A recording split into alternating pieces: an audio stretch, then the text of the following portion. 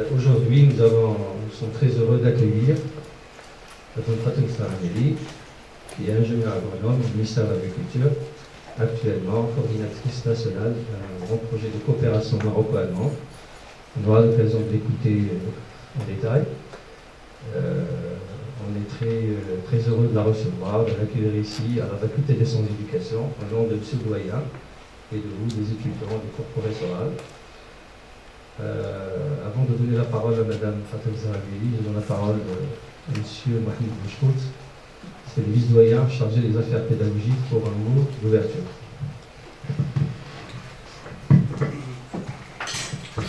Merci, chers collègues et amis. C'est Yacoubi. Bonjour Madame Mérine Mahdabik, bonjour chers collègues, Sada, Madame la coordinatrice du Master Leadership et Management éducatif, chers collègues, membres de l'équipe pédagogique, chers étudiants et étudiants. Il y a des étudiants parmi nous. Aujourd'hui, on assiste à travers l'initiative, cette série de séminaires initiés par l'équipe pédagogique du Master Leadership et Management éducatif. On assiste déjà à une opérationnalisation de l'intitulé du Master, donc l'esprit leadership et management, qui est à l'ordre du jour, en même temps de la formation, en même temps de cette série de séminaires, je le répète. J'en profite pour saluer aussi notre initiative. On entend souvent, voire toujours parler, mais sincèrement, on se pose beaucoup de questions par rapport à la réalisation de la chose. Je suis en train de parler de quelque chose qui revient toujours dans les discours officiels, dans les descriptifs, dans les recommandations, à savoir l'ouverture de l'université sur le monde socio-économique. Et donc, je me réjouis auprès de vous. Je vous remercie d'avoir répondu à cette initiative, coordonnée par la coordinatrice du master, par Si Hassan Yacoubi, qui nous apporte les couleurs vertes de son ancien organisme. Et encore une fois, on dit félicitations à cette initiative de partenariat. Donc, je rappelle à titre indicatif, il s'agit d'un partenariat entre l'Allemagne, le Maroc, à travers le ministère de l'Agriculture. Et j'en profite avant que j'oublie que ce partenariat déjà annonce de très belles perspectives, notamment dans le cadre de la formation continue, de la formation des enseignants. Je peux très bien vous annoncer et nous engager même que nous serons d'une valeur ajoutée par rapport à cet aspect-là. Bon, peut-être qu'il y aura d'autres actions qui vont s'en suivre, donc la préparation et la réalisation de conditions, je dirais, favorables pour l'immersion de nos étudiants dans le cadre de stages, mais surtout de réalisation de projets, dans le cadre de management de projets. Et je n'ai le moindre doute que vous allez être de très bonnes personnes ressources. Permettez-moi, à travers deux citations attribuées à la mémoire collective.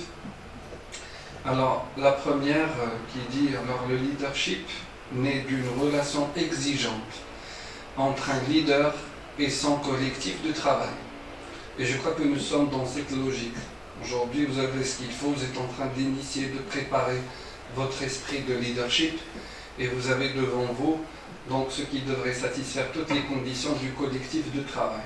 Et donc je vous invite fort à profiter quand même, parce que c'est un état d'esprit et parfois ça nécessite beaucoup de temps pour que ce soit acquis. Tant que vous avez ces conditions nécessaires, eh bien c'est à vous d'apporter le suffisant. Deuxième citation qui m'a interpellé. Vous avez besoin d'un titre, alors vous n'avez pas besoin, excusez-moi, vous n'avez pas toujours besoin d'un titre pour être un leader. Voilà, vous êtes des étudiants, N'allez pas attendre de devenir X ou Y, d'avoir un statut pour donc aller dans le leadership. Voilà, ça commence aujourd'hui et maintenant. Voilà, surtout que vous avez Madame Miri en face de vous et que vous avez donc cette initiative. Encore une fois, je vous invite fort à en profiter jusqu'au bout. Voilà, je crois que c'est tout ce que j'ai à dire. Je souhaite une très bonne continuation et donc à cette série de manifestations. Madame Miri, encore une fois, bienvenue. Vous pouvez considérer que vous êtes chez vous, mais on sera toujours là pour vous écouter, pour un partenariat équilibré, et on fera le mieux pour répondre aussi à des normes que vous jugerez pertinentes et utiles pour mener à bien donc, nos actions. Merci beaucoup. Merci.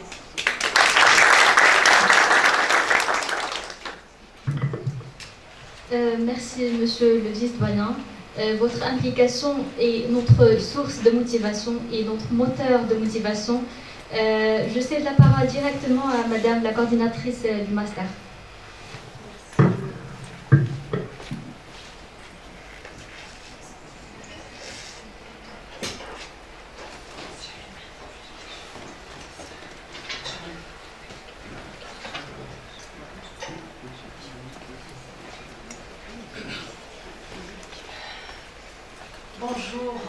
Bonjour tout le monde, bonjour chère Madame Miri, Monsieur le vice-doyen, si Hassan Yaqoubi, Hassan Yaqoubi, si Khalid Dalkaoui, Monsieur le deuxième vice-doyen de la FSE. En fait, bonjour, c'est le premier. C'est le premier, à part égale.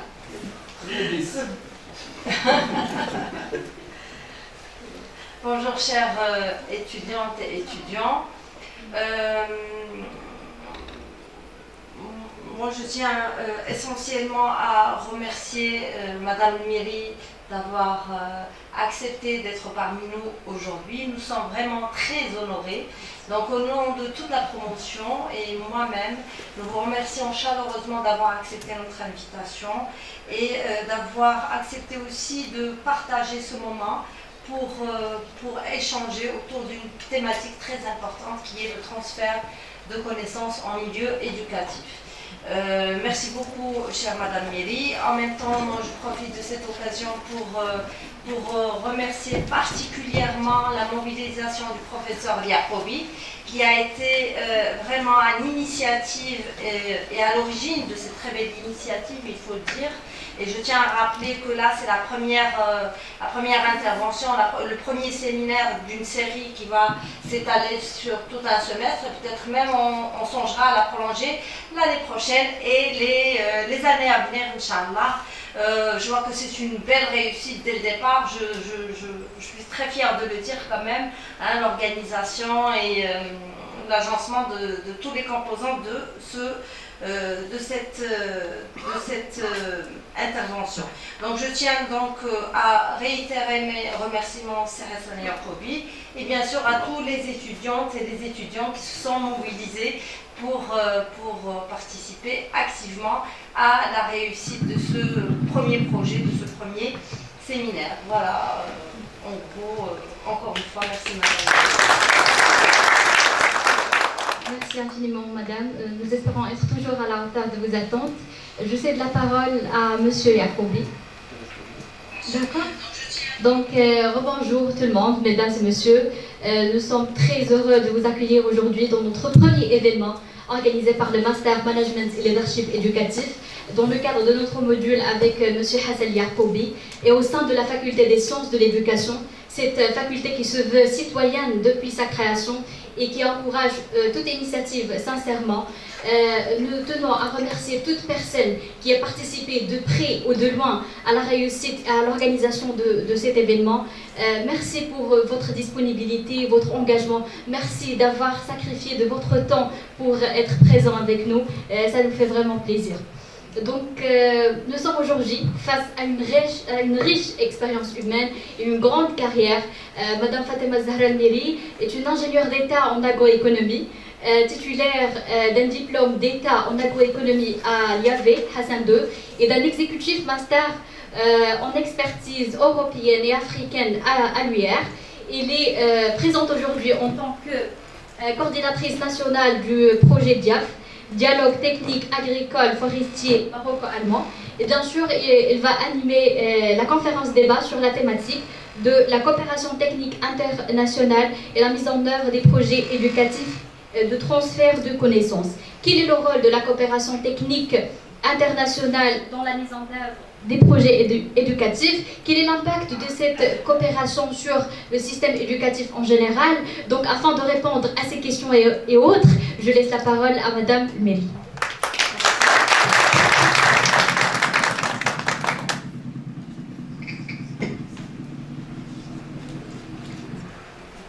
Merci pour cet accueil tellement chaleureux.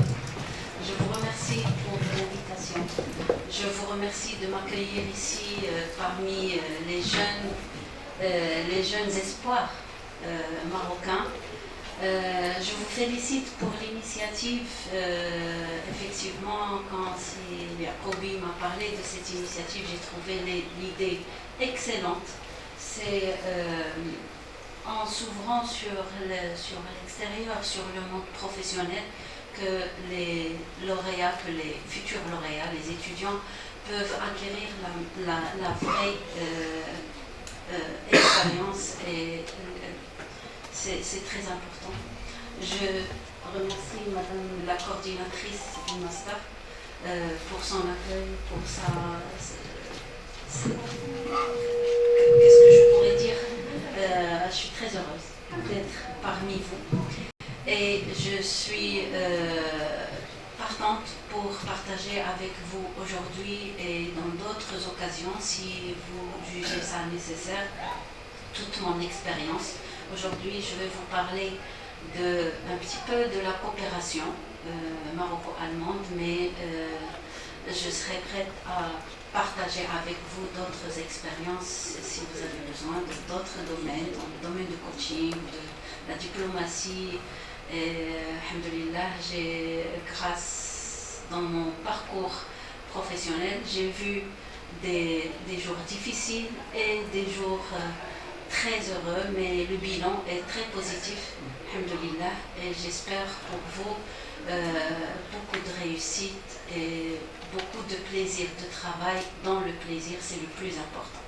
Alors, pour faire ma présentation, vous me permettrez d'aller là-bas, parce que ici, je ne vois pas très bien, je suis un peu vieille, je ne peux pas voir l'écran d'ici. Merci. D'accord. Merci beaucoup. Merci à vous. Il y aura des occasions, Inch'Allah, d'échanger, travailler ensemble, C'est sûr. C'est sûr. Merci beaucoup. Merci.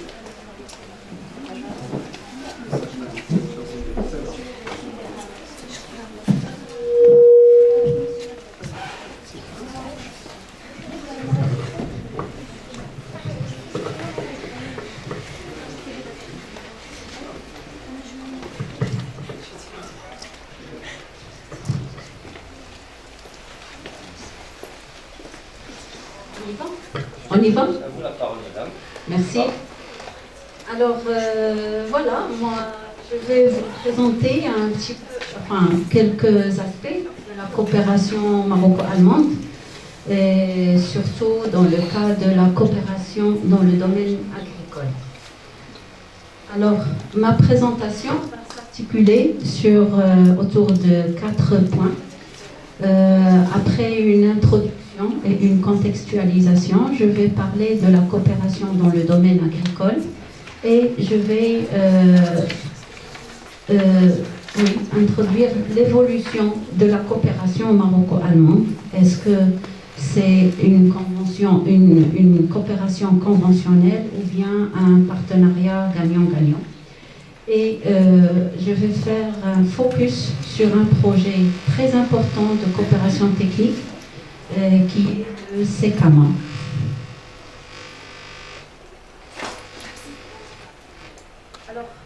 Ma présentation, je voudrais la commencer par un extrait d'un message de Sa Majesté le Roi au cours qu'il a prononcé à l'occasion de la Journée nationale de la diplomatie en année 2000.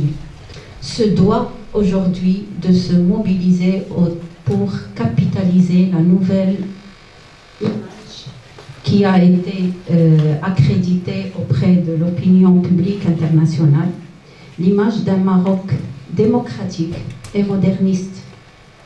Elle doit être mobilisée, cette image doit être mobilisée autour de son souverain. Cette image doit donner un exemple de modération et de tolérance. Elle doit également œuvrer activement et avec sérieux à prospecter de nouveaux espaces de coopération économique, à approfondir la dimension stratégique du Maroc afin d'en faire un partenaire modèle de tous les pays, dans la perspective d'un partenariat volontariste et solidaire exemplaire. Elle doit consolider la position du Maroc en tant que pôle régional d'avant-garde et facteur de stabilité et de paix dans son environnement maghrébin, arabe, islamique, euro-méditerranéen, africain et américain. À tirer le meilleur profit de la mondialisation, à s'intégrer dans l'économie globale, tout en atténuant leurs retombées négatives sur notre développement et à donner un nouveau souffle à nos relations extérieures. Donc vous voyez la vision de Sa Majesté par rapport à l'importance de la coopération, par rapport à l'importance de l'ouverture sur le monde international. Elle sous-entend beaucoup de responsabilités, beaucoup de sérieux et beaucoup de persévérance. Si on veut faire une typologie de la coopération, quelles sont les différentes formes de coopération? Alors, nous avons la coopération conventionnelle, nord-sud. C'est le type le plus fréquent et le plus traditionnel. Et ce type de coopération intervient lorsqu'un pays développé soutient économiquement ou sous une autre forme un pays moins favorisé, par exemple avec une aide financière ou une assistance technique. Le deuxième type, c'est la coopération pour le développement ou bien coopération au développement. Ce type de coopération est axé sur les pays en développement. Elle s'inscrit dans une démarche visant à atteindre des objectifs de développement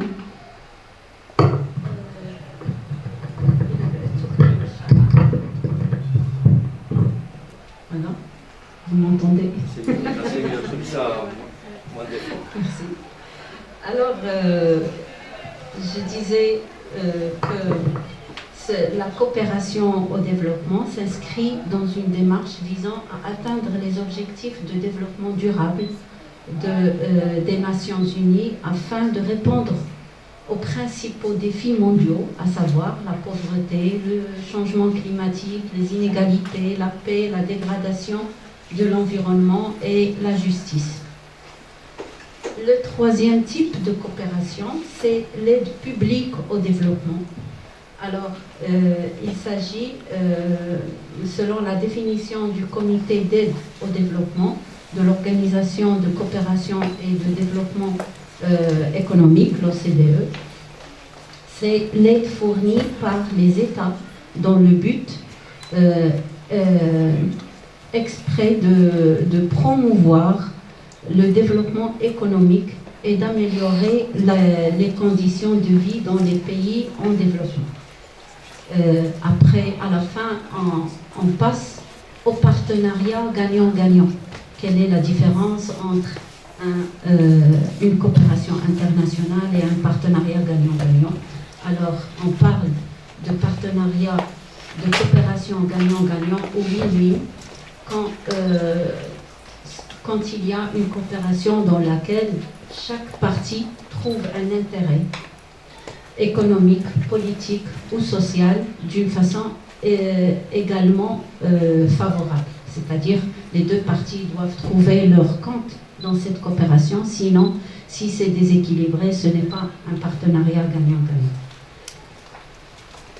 Alors, le contexte, quel est le contexte de la nouvelle dynamique de coopération? Pour passer à une nouvelle dynamique de partenariat, le Maroc, qu'est-ce qu'il cherche? Il cherche à s'enquérir de l'expertise internationale en termes de techniques agricoles modernes, de bonnes pratiques et d'avancées technologiques. Il cherche aussi à drainer les investissements étrangers dans le secteur agricole et d'explorer de nouveaux marchés pour ses produits agricoles. Mais qu'est-ce qu'il offre? Il offre un positionnement, c'est un partenaire important pour les pays du Nord par rapport à son positionnement international, régional et continental. Le Maroc est quand même la porte de l'Afrique. Il offre une politique modérée, modération politique et religieuse. Et ça, c'est un atout dont le Maroc peut se vanter, et pas les autres pays de l'Afrique du Nord ou les autres pays arabes. Le Maroc est en ascension par rapport au développement humain et à la résilience au changement climatique. Il a fait ses preuves. Il est en train de gagner des places dans le classement mondial par rapport à ces critères. Le Maroc, de par ses secteurs porteurs, il assure une émergence moderne sur le marché international. Donc, un partenariat gagnant-gagnant s'impose et les pays, en l'occurrence l'Allemagne, a tout intérêt à œuvrer pour développer un partenariat win-win avec le Maroc. Quelles questions pourrait-on se poser par rapport à cette coopération maroco-allemande? Comment on peut faire passer comment peut-on passer d'un modèle de coopération conventionnelle nord-sud à un modèle, à un partenariat win-win? Existe-t-il, la première question c'est, existe-t-il cette réciprocité nécessaire dans ce nouveau modèle de partenariat? Existe-t-il vraiment une réciprocité dans les relations entre le Maroc et l'Allemagne? La crise diplomatique qu'on vient de dépasser montre que malheureusement non, pas encore.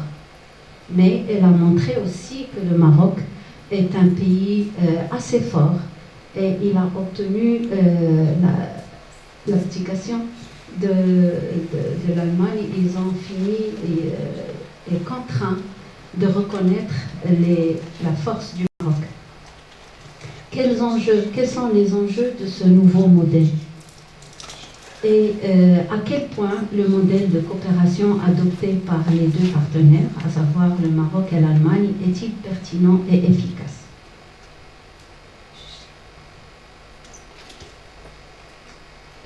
Pour faire de la coopération, il faut qu'il y ait l'Allemagne à plusieurs acteurs de coopération au Maroc.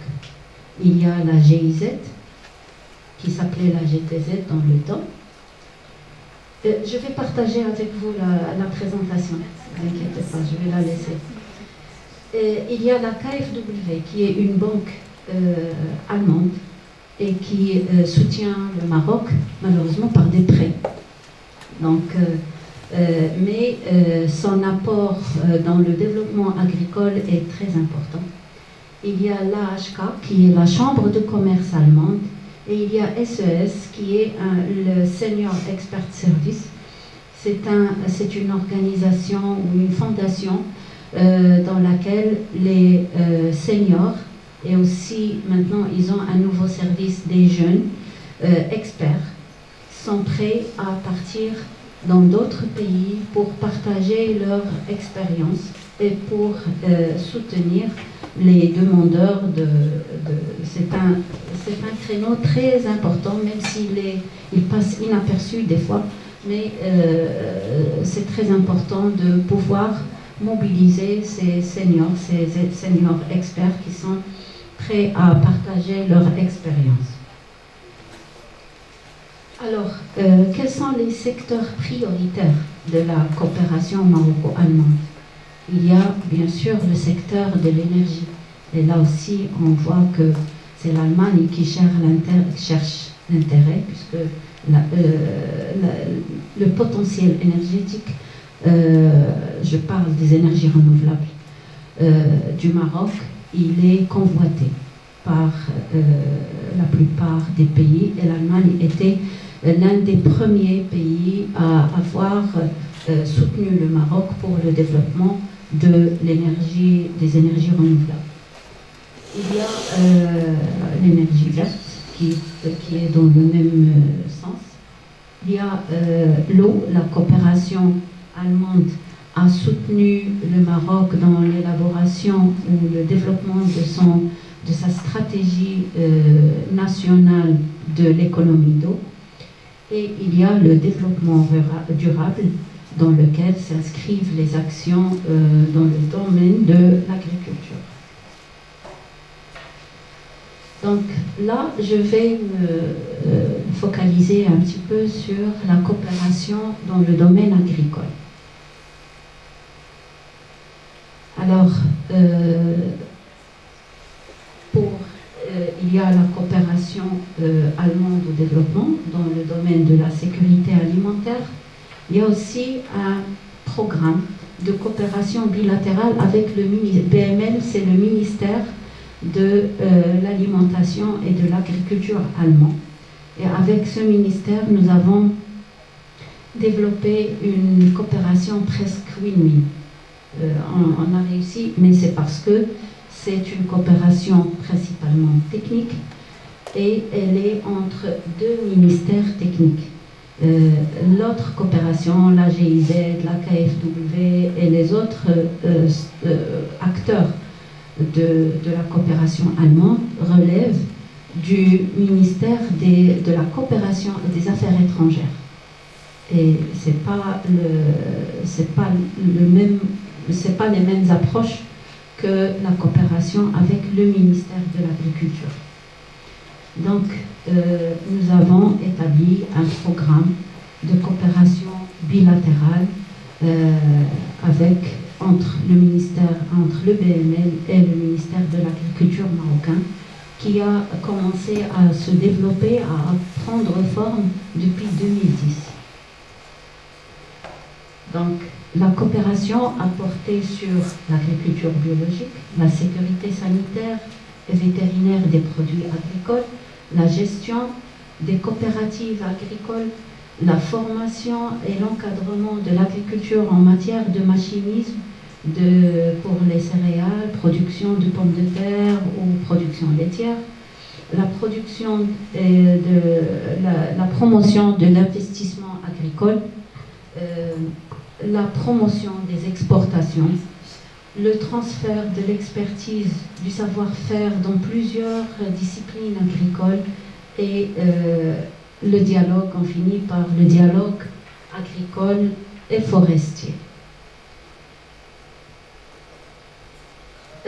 Pour la coopération dans le domaine sanitaire et vétérinaire, il y a un programme de coopération entre l'ONSA, qui est l'Office national de sécurité sanitaire des produits alimentaires marocain, je ne sais pas si vous le connaissez, et le BVL, c'est l'équivalent de l'ONSA au niveau du ministère de l'Agriculture allemand. Donc un programme très développé a été monté avec cet institut, cette structure allemande pour profiter de l'expérience allemande en matière de sécurité sanitaire des produits alimentaires, de contrôle de qualité des produits alimentaires et autres. Donc on voit que l'ONSA a deux grands programmes de coopération avec les structures allemandes. Il y a le fameux projet SECAMA. le SECAMA, qui a été initié en 2010. C'est un centre d'excellence maroco-allemand pour le conseil agricole. Et ce projet SECAMA, je peux dire que c'est le premier projet pionnier en matière qui a initié la notion de partenariat win-win, parce que dans le SECAMA, les deux parties sont gagnantes. La partie marocaine, elle gagne dans la mise à niveau de son agriculture, la formation des agriculteurs, la modernisation des techniques agricoles, et la partie allemande, elle gagne à faire connaître ses produits, ses machines agricoles ici au Maroc. Et ce qui dit au Maroc, ça veut dire l'Afrique, parce que il y a aussi la formation de ressortissants subsahariens, africains, subsahariens au niveau du SECAMA. Donc ce sont tous des ambassadeurs qui vont remonter l'information par rapport à la qualité des machines, par rapport à la qualité des intrants. Les intrants, ça veut dire les semences, les pesticides allemands. Donc ce sont les intrants agricoles. N'hésitez pas à m'interpeller s'il y a un terme que vous ne connaissez pas, parce que pour moi, c'est des mots que je dis tous les jours, mais ce n'est pas toujours évident pour des noms agronomes. Donc, je disais que le SECAMA, c'est un projet, une expérience très réussie, et nous voulons la multiplier avec d'autres pays. Et d'ailleurs, nous l'avons fait avec les Pays-Bas. Nous avons fait un projet similaire avec la Suisse, et ça commence à prendre forme. Le DIAF, qui est le projet de dialogue technique agricole et forestier maroco-allemand, c'est un projet qui porte sur 3 composantes, à savoir l'agriculture biologique, le développement de l'agriculture biologique, la professionnalisation des organisations agricoles, professionnelles agricoles et forestières. Ça veut dire on fait l'accompagnement, la formation, le coaching des coopératives agricoles, des associations, pour les mener vers la performance. Et il y a un projet financé par la GIZ, là, pas avec le ministère de l'Agriculture. Oui. Alors, si vous permettez, je voudrais juste m'arrêter sur... On a là, Madame Lali, je suis en train de présenter plusieurs projets sur lesquels porte la coopération maroco-allemande. Mais nous avons choisi pour ce séminaire la partie SECAMA. Pourquoi nous l'avons choisi? Parce qu'on se demande pourquoi on a choisi cette thématique. Principalement parce que c'est un projet, comme elle a dit, win-win, entre le Maroc, la partie marocaine et la partie allemande, mais qui consiste en le transfert de compétences et de formation, et qui colle directement avec notre champ d'action au sein de la faculté des sciences d'éducation. Rappelez-vous que c'est un axe très important en sciences d'éducation, bien sûr, et c'est le transfert de connaissances, le développement des compétences, c'est important, et bien évidemment, ça s'inscrit dans un cadre de projet de coopération qui s'inscrit et colle directement avec notre master management et leadership éducatif. Donc là, c'est juste pour un peu contextualiser le choix de ce projet principalement. Voilà. Merci, c'est Hassan. Et je disais, il y a un projet qui porte sur les emplois verts, c'est Green Jobs, qui est financé par la GIZ. Et ce projet consiste en la création d'emplois dans le monde rural. Des emplois verts, ça veut dire respectueux de l'environnement.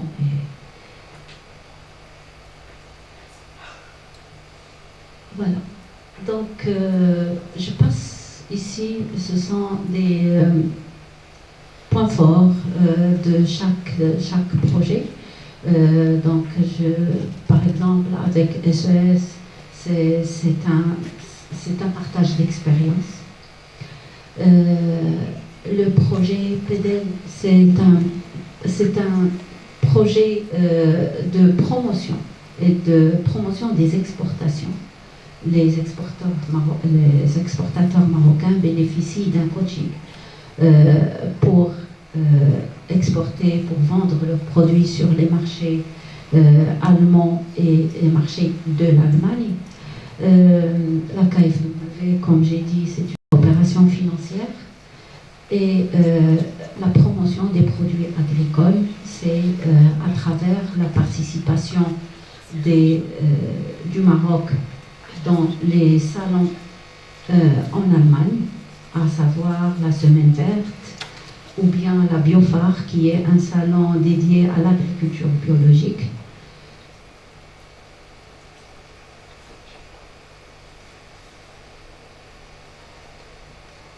Donc là, ce sont les conclusions à tirer de chaque projet. Et on remarque que tous les projets ont donné pleine satisfaction parce qu'il y a un engagement des deux parties. Le SECAMA. Alors, pourquoi le SECAMA? Que fait le SECAMA? Là, je vais réconforter mon ami Yacobi. Le SECAMA, il a servi à la formation des agriculteurs et des techniciens agricoles et des conseillers agricoles. Cette formation a été faite sous plusieurs formes, sous forme de formation en atelier ou bien sous forme d'écolochons par l'installation de parcelles de démonstration chez les agriculteurs. Et aussi, la troisième forme, c'est l'organisation de séminaires, ateliers et congrès au profit des cadres du secteur agricole marocain.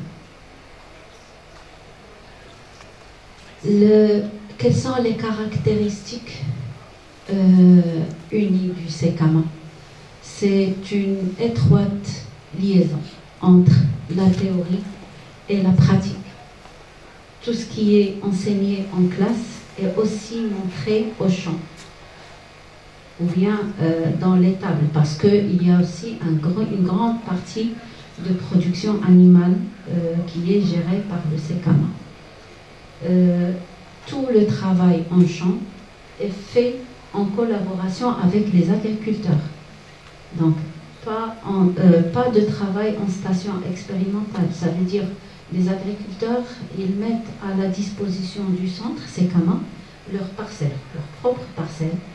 Et les experts du SECAMA, ils y vont pour installer des essais de travail du sol, ou bien de semis, ou bien de production de pommes de terre ou d'oignons, ou bien de production laitière. Et on invite les agriculteurs de la région pour venir voir le résultat de ces nouvelles techniques agricoles pour qu'ils puissent les transférer dans leurs propres exploitations. Il y a une étroite collaboration entre le secteur privé avec le secteur privé. L'application des thèmes enseignés peut être réalisée aussi avec des concours des partenaires du secteur privé. Il y a une collaboration entre la Fédération des producteurs des oléagineux, ça veut dire les graines desquelles on tire des huiles, production d'huile. Il y a aussi une très grande collaboration avec Cosumar, c'est pour le sucre, les cultures sucrières. Et il y a une très grande partie qui porte sur l'utilisation des machines agricoles. Quels sont les résultats du SECAMA après 6 ans de travail? Donc, après, pendant 7 mois en 2020, nous avons réussi à former 157 personnes. Et entre 2013 et 2019, le SECAMA a formé 9597 personnes, cadres, techniciens, conseillers agricoles et agriculteurs. Donc à partir du mois d'avril 2020, à cause de la pandémie, il y a eu des cours de formation aussi à distance qui ont connu une très bonne participation de personnes et des conseillers qui sont loin de Sidi Slimane, puisque le centre SECAMA il est installé à Sidi Slimane. Alors le SECAMA, le concept SECAMA a pris fin en 2020, mais il n'a pas été perdu. Il a migré vers un nouveau projet maroco-marocain, mais la coopération allemande elle reste toujours présente. Il s'appelle le SICA, c'est le Centre international du conseil agricole au Maroc. Ce centre, SICAMA ou SICA, c'est un centre qui est un groupement d'intérêt public et les membres il a été créé suite à une convention entre le ministre de l'Agriculture, le ministre des Finances pour le budget, pour la budgétisation, l'INRA, qui est l'Institut national de recherche agronomique, l'ONCA, qui est l'Office national de conseil agricole, et la COMADER, qui est la Confédération des interprofessions agricoles, pour monter et l'association SECAMA, qui est constituée par toutes les entreprises allemandes qui ont apporté leurs machines au SECAMA, et elles restent membres du nouveau centre qui est le SICA. Donc, quel est le rôle de ce centre qui est maintenant marocain? Il a été créé en décembre 2021 et il est opérationnel. C'est l'application des résultats de la recherche et le transfert des résultats de la recherche aux agriculteurs à travers les conseillers agricoles de l'ONCA. Quels sont les objectifs de la création, quels sont les objectifs, parmi les objectifs du nouveau centre SICA? C'est la création d'emplois en milieu rural et professionnalisation du travail. Il y a de nouveaux emplois qui ont été créés grâce à ce centre et grâce à la formation apportée par ce centre. Par exemple, le métier de pareur des ongles de vaches laitières. Vous savez, les vaches laitières, elles ont une sensibilité au niveau des pattes et souvent elles ont des inflammations. Alors, il y a eu une formation de jeunes techniciens qui sont spécialisés dans ce métier de pareur. Il y a aussi une formation de tracteuristes et conducteurs de grandes machines agricoles. Avant, il y avait le tracteur, l'adi, l'agriculteur pouvait le... Mais maintenant, il y a des machines tellement sophistiquées où il y a beaucoup de digitalisation. Il faut former des spécialistes. Il y a aussi la création du métier de mécanicien pour l'entretien et réparation de machines à traire. Les machines à traire, c'est-à-dire les machines pour traire, pour obtenir le lait des vaches. La traite. Il y a voilà. Et d'autres métiers aussi peuvent être développés grâce au centre SICA et le ministère de l'Agriculture avec toutes les institutions membres de ce groupement sont en train d'élaborer un plan d'action qui devrait répondre aux besoins des agriculteurs. Voilà, merci pour votre attention. J'espère que j'étais pas trop ennuyante.